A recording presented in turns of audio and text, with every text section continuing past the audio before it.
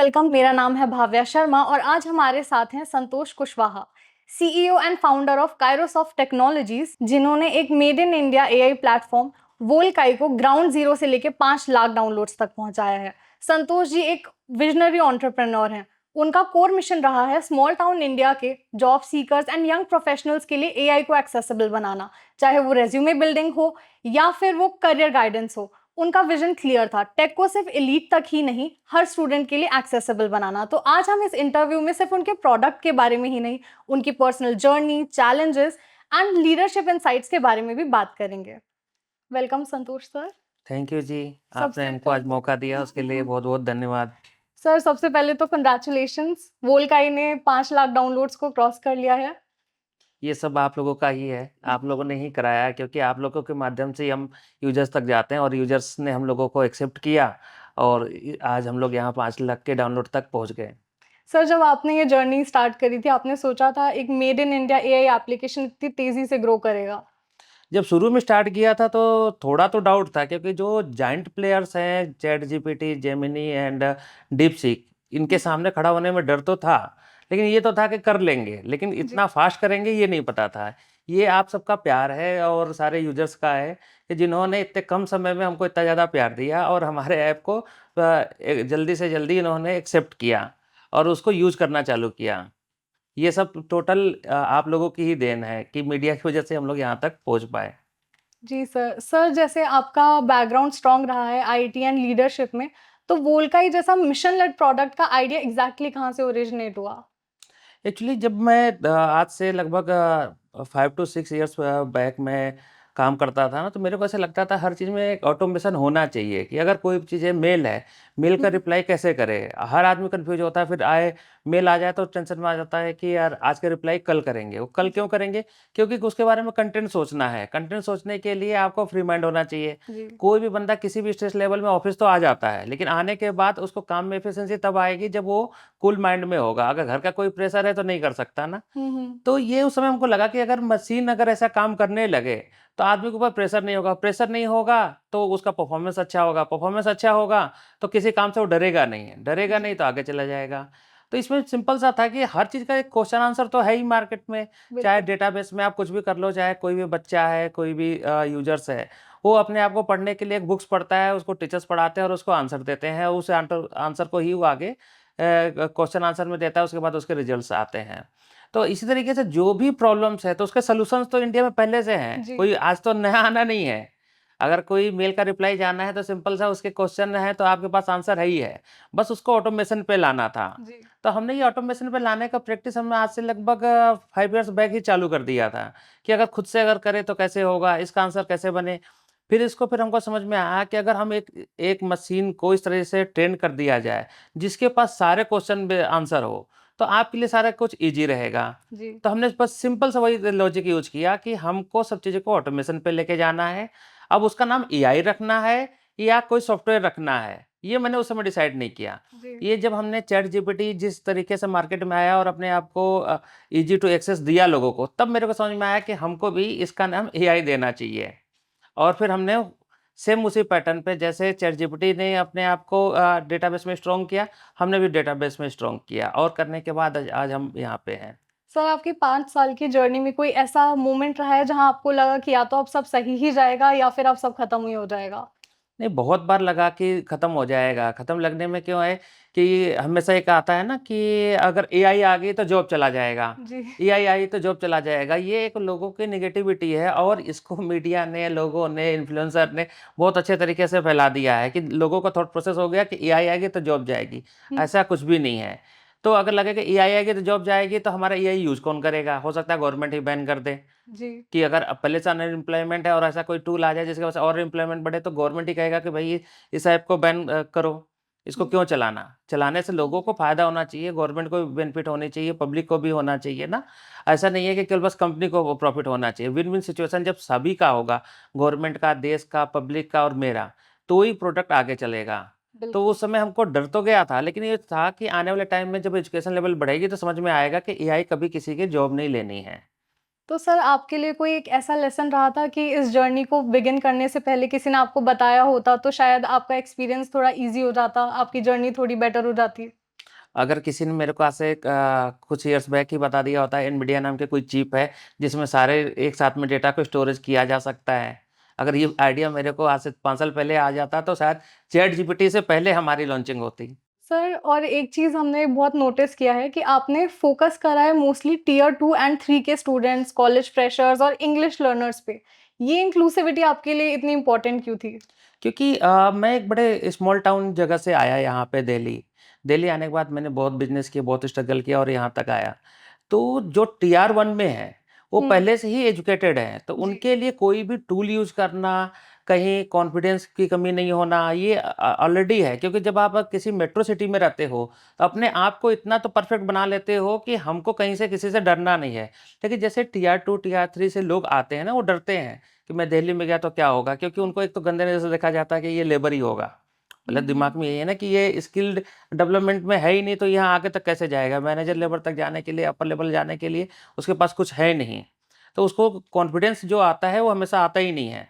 वो हुँ, हमेशा डरा-डरा फ़ील करता है और टीआर 1 में कभी कॉन्फिडेंस की कमी नहीं होती, नॉलेज की कमी बहुत होती है उनको। हुँ। वो हमेशा मतलब कुछ भी बोल सकते हैं, मतलब कि ए फॉर बॉय भी बोल सकते हैं, बी फॉर एप्पल भी बोल सकते हैं और जो टीआर 2, टीआर 3 वाले हैं, वो A for apple, B for boy ही बोलते हैं, लेकिन वो बोल नहीं पाते। हुँ, तो इसलिए जो मेरा फ़ोकस है वो टीआर 2, टीआर 3 पे है कि उनको इक्विवेलेंट टू टीआर 1 पे खड़ा करना है। क्योंकि नॉलेज की कमी कभी किसी के पास नहीं होती है। जी। जैसे आपने थ्री इडियट में मूवी देखा है ना कि नॉलेज जहाँ मिले उस जिस क्लास में मिले आप चले जाओ। हाँ कोई जी। ज़रूरी नहीं है कि क्लास में एडमिशन होगा तो ही हम पढ़ाई करेंगे तो क्लास ग्रेड 6 में पास आउट होंगे, ग्रेड 7 में जाएँगे, ऐसा कुछ नहीं है। नॉलेज जहाँ से मिले वहीं से आप ले लो। जी। तो टीआर 2, टीआर 3 के पास नॉलेज है लेकिन वो इक्विवेलेंट टू टीआर 1 हो नहीं सकते क्योंकि just because of lack of confidence. और इंग्लिश, क्योंकि वहाँ पे हर जगह रीजनल लैंग्वेज में बात की जाती है प्लस जो उनके सब्जेक्ट्स होते हैं वो हिंदी में ही होते हैं। हुँ, हुँ। तो इंग्लिश में कन्वर्ट नहीं हो पाते हैं। अब यहाँ आने के बाद आप कोई भी यूजी या पीजी कोर्स करते हो तो वहाँ पे हमेशा सारे क्वेश्चन आंसर इंग्लिश में है, लर्निंग इंग्लिश में, प्रोजेक्ट इंग्लिश में है, सब कुछ है। तो वो वहाँ पे बंदा कॉन्फिडेंस लूज़ कर देता है जी। और बैक टू पवेलियन की तरफ जाने लगता है। क्योंकि अब लगता है कि मेरा कोई होप नहीं है, मैं यहाँ पे क्यों टाइम वेस्ट कर रहा हूँ, वापस गाँव जाऊँगा, वहाँ पे खेती करूँगा या फिर ये इस चीज़ की दुकान खोल लूँगा या चिप्स की फैक्ट्री डाल लूँगा। कोई भी छोटा-मोटा माइंड में सेट करता है क्योंकि दिल्ली तो घूम चुका होता है, उसके पास जी। आइडियाज़ तो आ चुके होते हैं, कहता है कि मैं घर जाऊँगा। तो ये जो थी बहुत बड़ा एक गैप है जो टीआर 2 टीआर 3 में जो टैलेंट छुपा है वो आगे देश तक नहीं पहुँच पाता। क्यों? क्योंकि उनके पास ऐसा कोई रूट कॉज़ नहीं है जहाँ पे जाके प्रैक्टिस कर सकें और लोगों को बता सकें कि हम भी टैलेंटेड हैं। जी सर, तो आपका बेसिकली एप्लीकेशन एक स्टेपिंग स्टोन है, उन स्टूडेंट्स के लिए कॉन्फिडेंस बढ़ाने के लिए। तो सर मैं ये पूछना चाहूँगी कि जैसे टेक की दुनिया हर दिन इवॉल्व हो रही है, हर दिन सब कुछ चेंज होता रहता है, हर दिन कुछ नया सीखने को मिलता है। तो सर आप कैसे इंश्योर करते हैं कि आपका एप्लीकेशन अपने मिशन पे ही रहे, उससे डाइवर्ट ना हो? करेक्ट है। जैसे बताया ना कि कोई भी चीज़ है ना कंटिन्यूएशन का ही प्रोसेस है। जी, कभी भी जिस दिन आप पढ़ना छोड़ दोगे आपकी नॉलेज की कमी हो जाएगी। जैसे आज हमारे इंटरव्यू आप लेने आए तो आपने पहले एआई के बारे में पढ़ा होगा जी। कि एआई क्या है, क्यों है, कैसे है? जब तक आप जानोगे नहीं क्वेश्चन पूछोगे नहीं। जब क्वेश्चन नहीं पूछोगे तो मैं आंसर कैसे दूँगा? तो हुँ, उसके लिए सेल्फ लर्निंग है, चाहे आप कोई भी सेक्टर आज लॉयर है उसको भी डेली केस स्टडी करना है, डॉक्टर है तो उसको डेली मेडिसिन के बारे में पढ़ना है। जी, तो अपडेशन तो हमेशा आती ही रहेगी। तो हमने जो हमारा विज़न और मिशन है उसमें क्लियर है कि हमको डेली अपडेट रहना है। डेली अपडेट रहना है अगर कोई भी डेटाबेस में कोई भी चीज़ नई इम्प्लीमेंट होती है, जैसे आज इनकम टैक्स ने कोई चीज़ स्लैब चेंज किया, तो जी, आपके सॉफ्टवेयर को भी उसी समय ट्रेन करना है मेरे को विदिन अ टाइम कि उसको आप स्लैब बताएँ कि आपको कितने लाख पे कितना टैक्स आएगा। ये कब होगा? जब आपको अपडेट रखना पड़ेगा।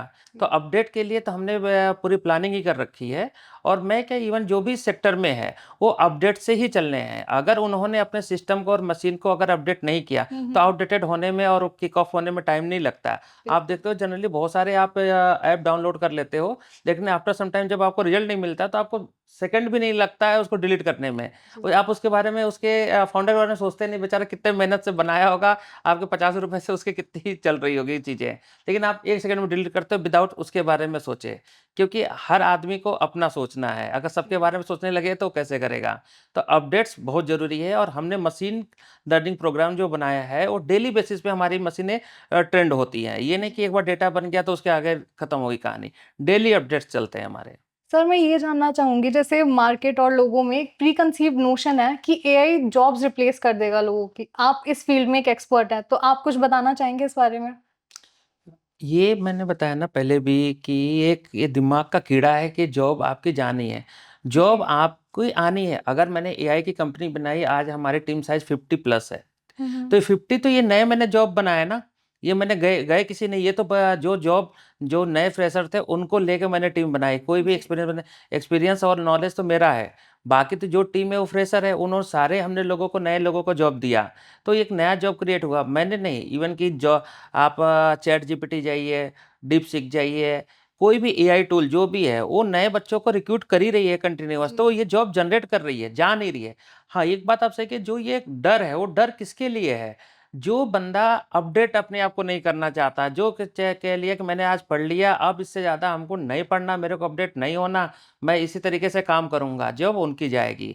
मैंने बताया ना, जैसे मशीन को मैं डेली अपडेट करता जी। हूँ, अब ह्यूमन्स को भी अपने आप को डेली अपडेट करना है। अगर वो अपने आप को अपडेट नहीं करेगा, तो उसकी जॉब जाएगी ही जाएगी। अगर उसने अपडेट किया, तो उसकी सैलरी हाइक होएगी होएगी।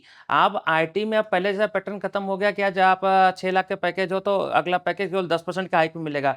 6 लाख वाला भी आज 20 लाख की डिमांड कर सकता है, 200% हाइक, 300% हाइक, और कंपनी उसको हायर कर लेती है। क्यों हायर कर लेती है? क्योंकि उसका नॉलेज चेक करती है, वो एक्सपीरियंस नहीं चेक करती कि हमने इसको रखा, तो मेरे को क्या बेनिफिट है। अगर हमारे सामने 30 लाख का बंदे को रिप्लेस 20 लाख से करते हैं, तो क्या उससे ज़्यादा काम करेगा? नया बच्चा ज़्यादा काम करता है, क्योंकि वो अपने आप को अपडेट करके आता है, पुराना जी। अपने आप को अपडेट नहीं करता।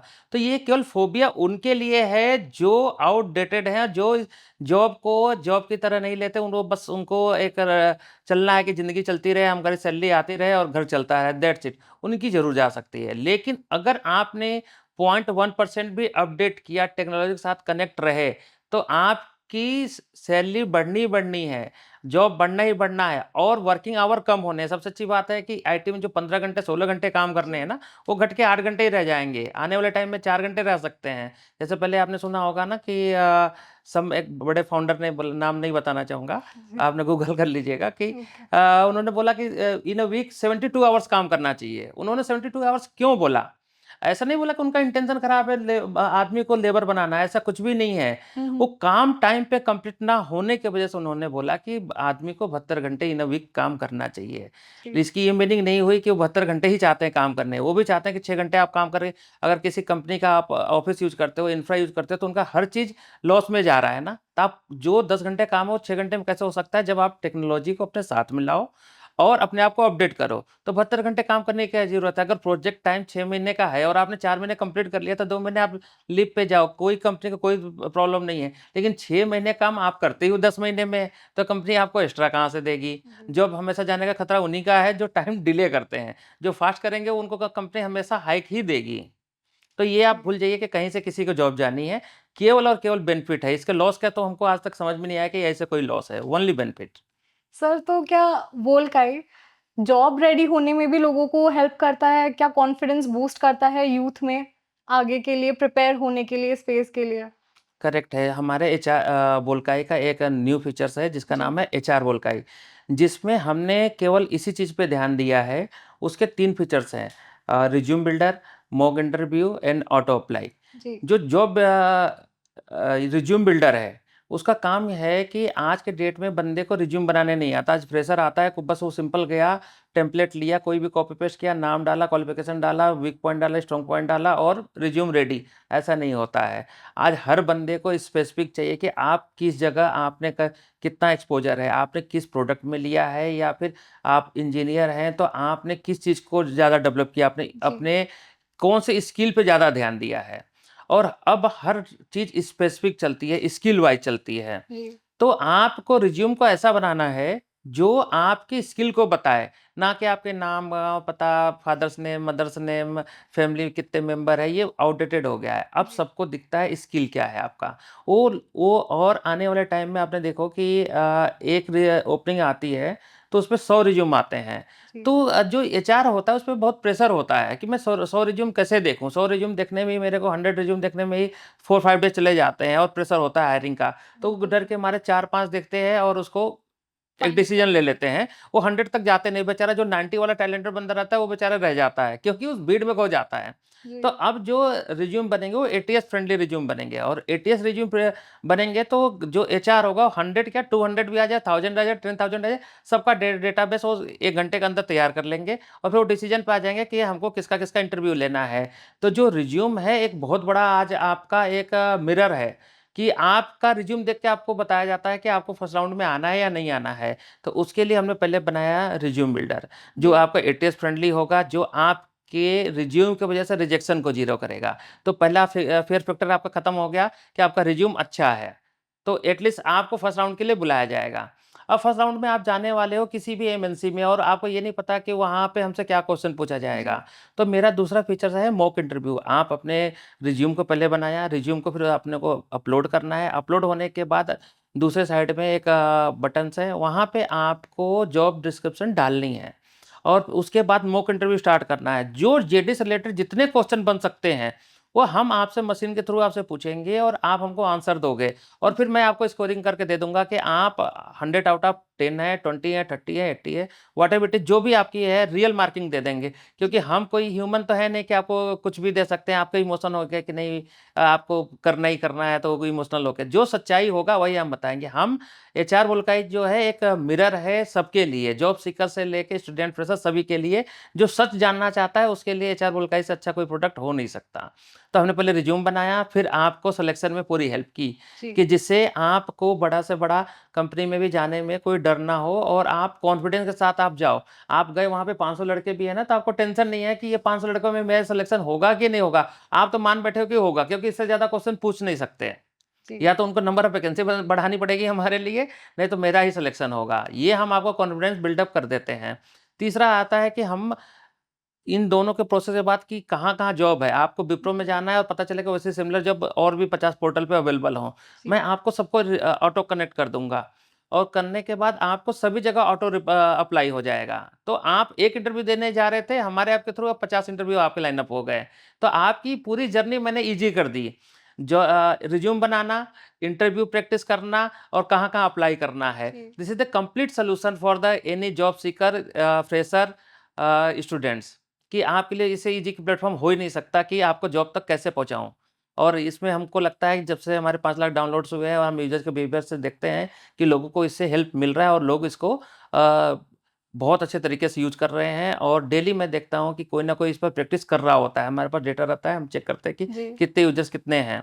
तो मतलब डेली लगभग 10,000 से लेके 50,000 स्टूडेंट डेली प्रैक्टिस में हैं। तो हमको लगता है कि हम कहीं न कहीं लोगों की हेल्प कर रहे हैं, और इससे लोगों को हेल्प मिल रहा होगा, तो ही बार-बार वो सिस्टम पे आ रहे हैं और लॉगिन कर रहे हैं। सर जैसे कि आपने सारे स्टेप्स के लिए हमें गाइड किया कि वॉल्काई कैसे स्टूडेंट से लेके जॉब करने वाले प्रोफेशनल्स को कैसे हेल्प कर रहा है। तो सर इन सब के अलावा आपके अभी कोई शॉर्ट टर्म प्लान्स हैं या फिर आप कोई फ्यूचर 2 इयर्स या नियर 5 इयर्स फ्यूचर आप क्या देखते हैं वॉल्काई का? वोल्काई में अपने आप में ये जो एचआर वोल्काई है एक बहुत बड़ी चीज़ है, क्योंकि आज हर आदमी का पहला अट्रैक्शन होता है हमको जॉब पाना। जी, लेकिन इससे भी ज़रूरी होता है जब आप ग्रेजुएट हो जाते हो तब आप जॉब के लिए जाते हो। लेकिन ग्रेजुएट से पहले की भी एक जर्नी है, कि हमको कॉमर्स लेना है, साइंस लेना है, आर्ट लेना है, या क्या सब्जेक्ट लेना है, ये कभी डिसाइडेड नहीं है। शायद आप भी आज एंकर बनने से पहले, मीडिया हाउस में आने से पहले आप भी कन्फ्यूज़ हो कि हमको डॉक्टर बनना हो। आपने पहले बीकॉम ना किया हो, बहुत सारे हो सकते हैं ना, कोई ज़रूरी नहीं है कि आप मीडिया प्लेटफ़ॉर्म से आए। लेकिन आने वाले टाइम स्पेसिफ़िक होगा, बच्चों में कॉम्पिटिशन बढ़ रहा है, हर आदमी का स्किल जानना बहुत ज़रूरी है। तो हमारा जो नया प्रोडक्ट है उसका नाम है स्किल वर्स। मैं इसमें करियर काउंसल टाइप से आपका काम करूँगा, कि जो 10th का बच्चा है, उसकी स्कोरिंग करके बताऊँगा कि उसको 12th में क्या लेना है, और 12th वाले को बताऊँगा कि आपको किस में जाना है, कौन-सा आपके लिए सेक्टर अच्छा है, और उस सेक्टर में जाने से आपको क्या बेनिफिट है, क्या लॉस है।